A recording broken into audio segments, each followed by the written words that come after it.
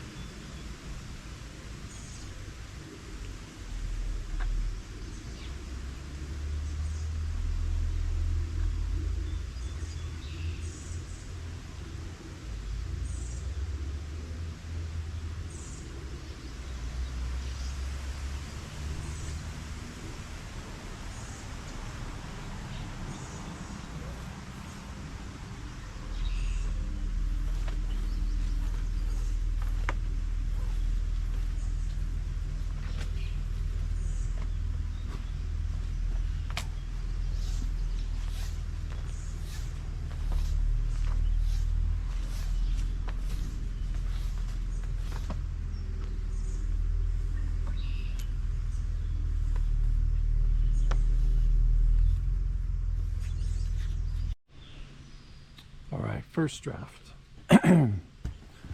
So I'm going to be using this, I got a pulley over there so I can pull this away from the building. The idea is to lay it right down in here. I have it supported up to the tree there, but I realized, I did grab it further out so that it would be pulling it away from the building, right? But I think I actually just want it to be going straight up so that this just moves as little as possible. Because right now, if that frees up, this rope is going to want to settle down, which, in theory, it's nice to get it away from the building, but it's going to do stuff over there. So I'd rather actually just focus on getting it going that way. My other consideration, and it's funny, when I set these up, a lot of times I rethink after I'm seeing really how it will work. It's important to see and reassess. The further I put the green back here, the more leverage I'll have based on it kind of pivoting off of that, because most of the weight I think is really sitting out there. So the further back, the more pivot that I'll have. So it's like I could move one or the other of these kind of this way and potentially be getting more pivot, or be pulling on the blue itself, be pulling that back. So I'll see where I go from here, but this is the basic idea. I've got a fairly good amount of tension on this green. There's a good amount of tension where if I pull on it, I can already see it. Look at that. So I might not need that extra pivot.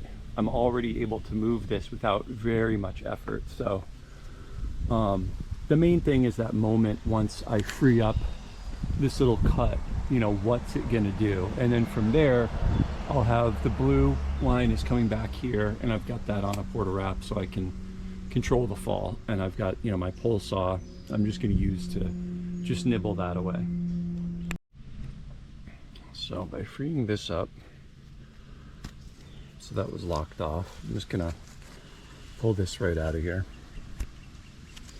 I'm gonna try to just scoot that blue line right over here.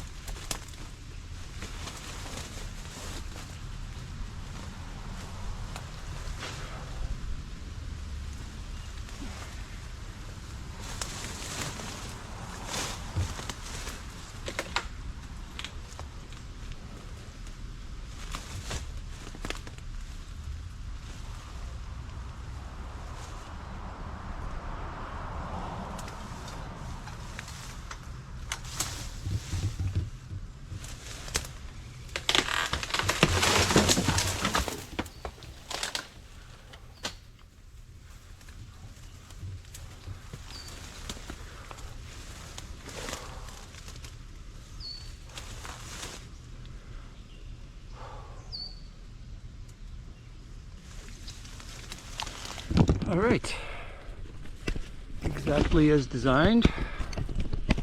So you can see that the rope,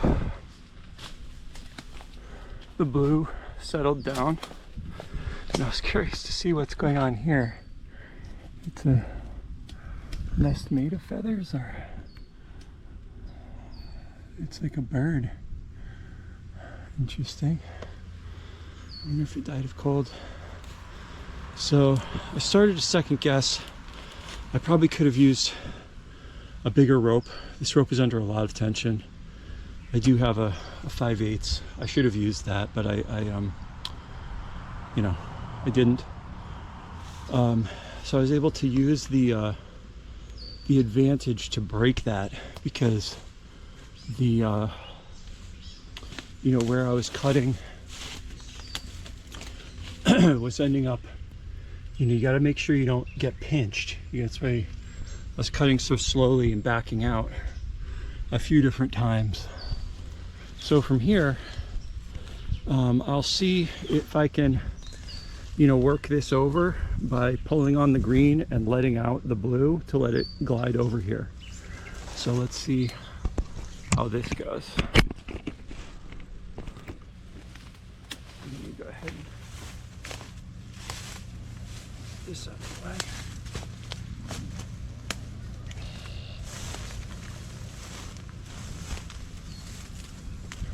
So I've got a little stop on the green.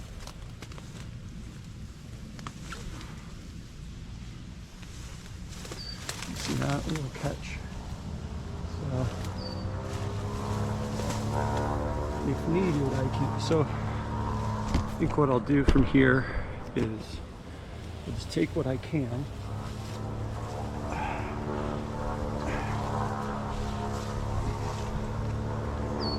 And then as I let out the blue, it's going to glide this way, and then hopefully I can get it to come over this. The only difficulty is that it's on the other side here.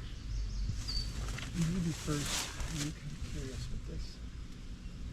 I think it's a pretty night of the cold. So sad it was such a cold winter.